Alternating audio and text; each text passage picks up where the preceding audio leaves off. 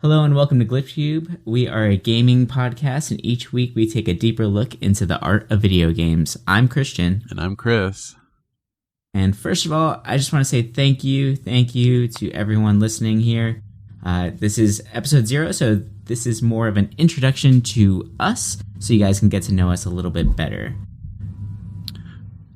Every week we're probably going to be talking about news, like what games are coming out, crazy developments, what's happening either from the past or future. We'll also be talking some reviews here and there. We're going to do some deep dives, specifically like for publishers and developers, and as well as game design principles like game mechanics and maybe some interesting ideas that no one really talks about anymore. Okay. So a lot of you out there might be thinking, why should we listen to you guys? What gives you guys any credit whatsoever? So Chris, you want to tell them a little bit about your background? Yeah. So I am a gamer, of course. Yeah. I'd hope so. Yeah, right. No, I hate games. A big part of my life, recently I've been really starting to collect a lot of retro games. Mm-hmm. So that's kind of become my background recently. Like I kind of was looking for a hobby other than like gaming or music, and I fell in love with collecting. Like it's kind of addicting. Yeah. And it's nice because now I get to play all these games that I grew up with or always wanted. And I just now feel like my backlog is insane and I'll never be able to play all of them. So I'm trying to force myself to play all these games. And just this year, I created this little challenge for myself where I have to beat 40 games because it's like 2020. Mm-hmm. So right now I'm at game 10. So nice. 3 months in and I've got 10 games down. I'm hoping that I can do 10 games every quarter and I should be good. Not bad. But I know there's a lot of RPGs coming up, so it's going to be kind of a little struggle. Oh, yeah. Got to find that time. Yeah. And more so, this was when I was in high school, early 20s. I was a musician. I still am. I just haven't played too often because my amplifier gets way too loud for the apartment I'm living in, and it doesn't have a headphone jack, so I can't play it quietly. Like if I have it on like setting 1, it'll just like blow the apartment away. Oh, jeez. Especially because I live like in a basically the other building is facing right in front of me. It's like a U-shaped, so any sound just echoes. Like I know when I play games, like it just bounces out there and like goes throughout the apartment sometimes. But so that's another part of me as well. And I mean, I like photography and just a bunch of stuff, but gaming is always number one for me. What about you? Cool. Well, first and foremost, I'm an artist, and like you said, obviously we are both gamers here, but first love was art. Always drew, but originally went to school for it right out of high school. I've had a couple of jobs doing it, done some graphic design for the American Civil Liberties Union. Nice. Currently, and potentially by the time that this episode comes out, or whenever you guys are listening to this in the future, I will have my degree in game design itself. Yay. It's exciting. I got about 1 more month left, and then I will be official with a degree. So that's one big thing that I really want to help push for this episode, or for not just this episode, but the series itself, is kind of bring that to the games that we're looking at, some of the basic design principles, like theme, mechanics, features, all that fun stuff. Mm-hmm. Right. So another thing, like, we want to educate the masses. We want you guys to learn, as well as we want to learn from you too, right? So there is going to be various ways to get in contact with us, so that if we get something wrong, that's fine. Call us out. We don't mind. Please. But yeah, we'd actually rather give you guys right information. Another big thing that we really want to do is help inspire people that might not usually consider themselves gamers to just go out there and play some games, right? We definitely want to shed a different light on gaming itself. It's not just for, like hardcore gamers. There's games out there that are really pushing the envelope. They're really testing the waters and changing things up with these new interesting themes being pushed. Yeah, they're like almost movies. And the most important thing is we just really want to have fun with this. There's going to be a few different facets that we go through, a few different channels. We're going to be using YouTube. We're going to be making different podcasts. We're hoping to do a bunch of actual video reviews for you guys too. So just be on the lookout, and we definitely will keep you in the loop whenever those things start coming out. So one most important question that I love asking people is, what is your favorite gaming memory when growing up? So, Chris, what's yours? Ooh, I think for me, like, I have a lot of favorite games, but at the same time, I can't pick one. So I'll just go like what was really important. Mm-hmm. And as a kid, Kirby's Adventure for the NES. Yeah. As weird as that is to say, it was kind of the first game I remember actually beating. Because I remember playing Super Mario 3 a bunch, but I was never able to finish it as a kid. Okay. And Kirby's Adventure comes along, and I'm just loving it. I thought it was the coolest thing. The music was great. And after beating that, I was like, I want to play more of these kind of games. And I started getting more into like platformers, and I was really enjoying it. Flash forward a few years later, I played Super Mario RPG, and that was the first RPG I ever beat.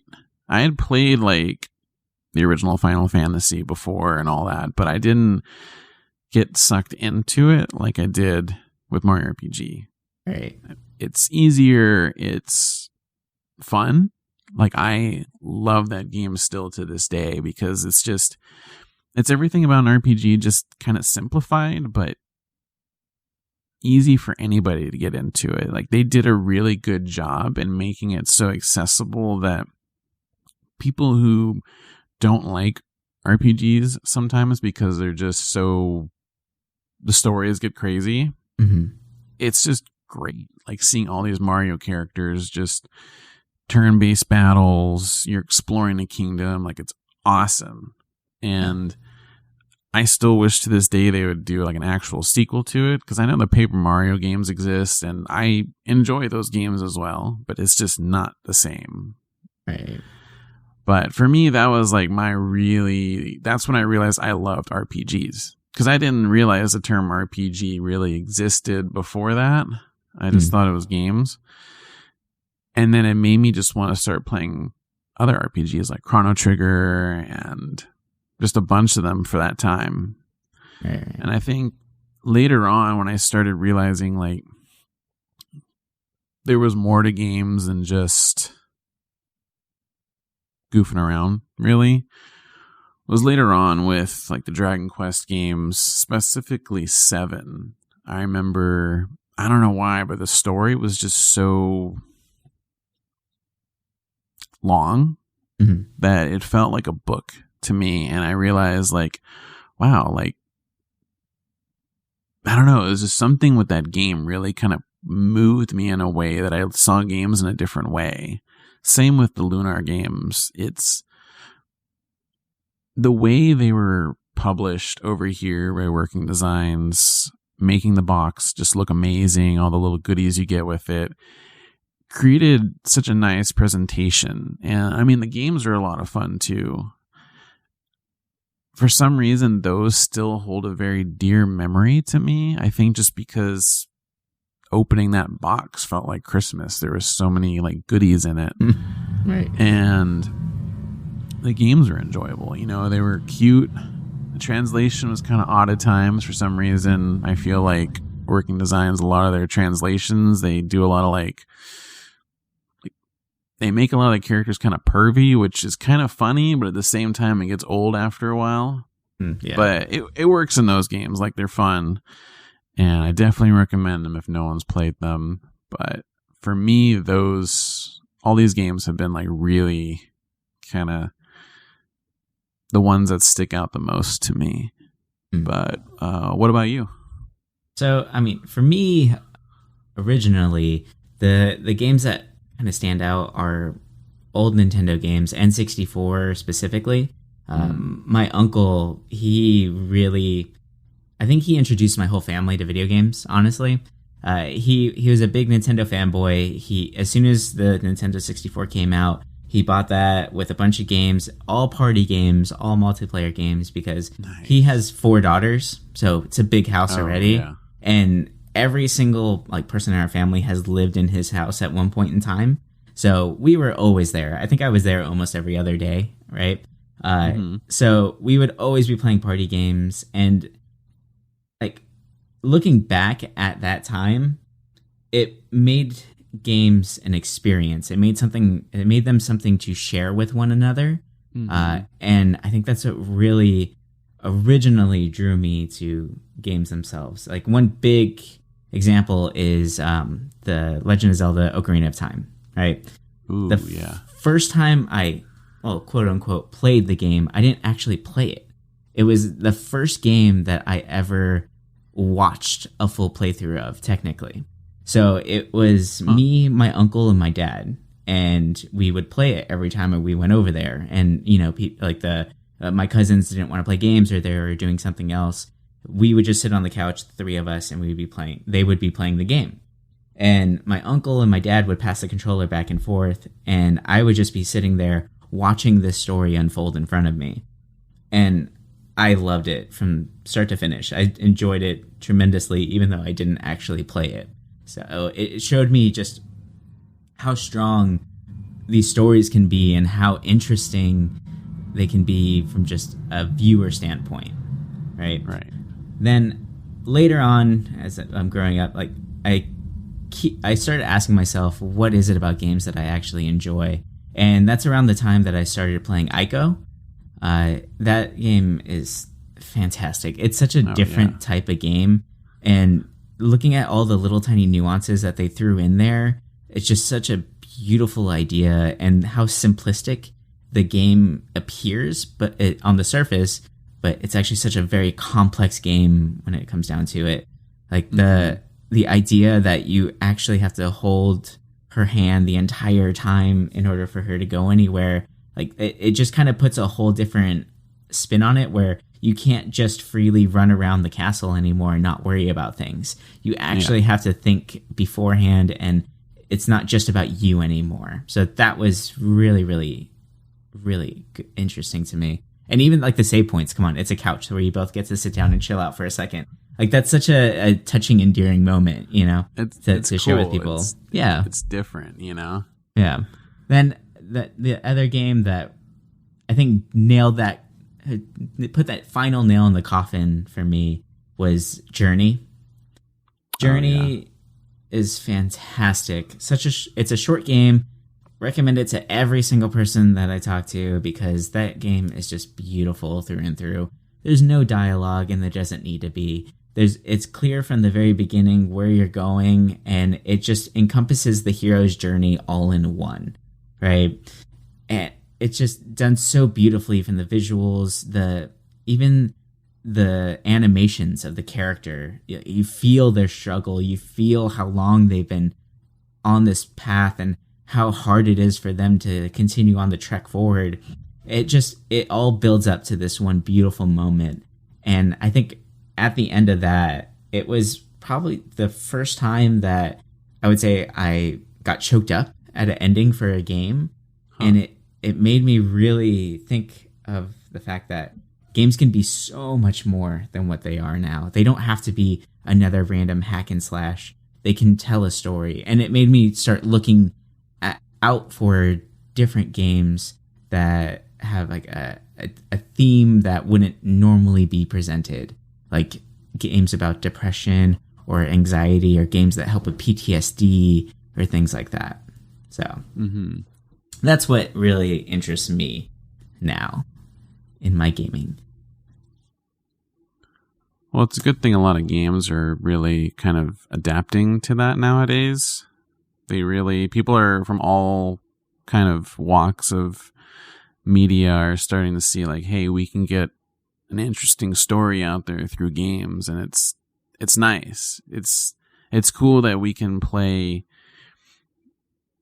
the goof off games like hack and slash, shooter, anything like that. And then we also have the choice of, how about this game that feels more like a interactive story, or it takes us on a different journey, I guess you could say. Exactly.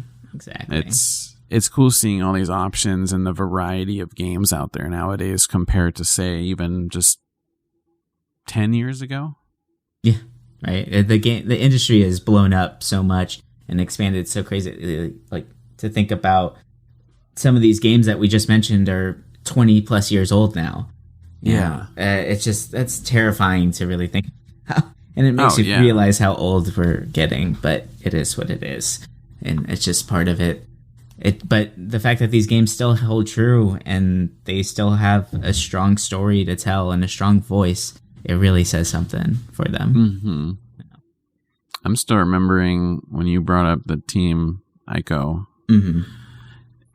I remember seeing photos of that game in a magazine. I think it was EGM.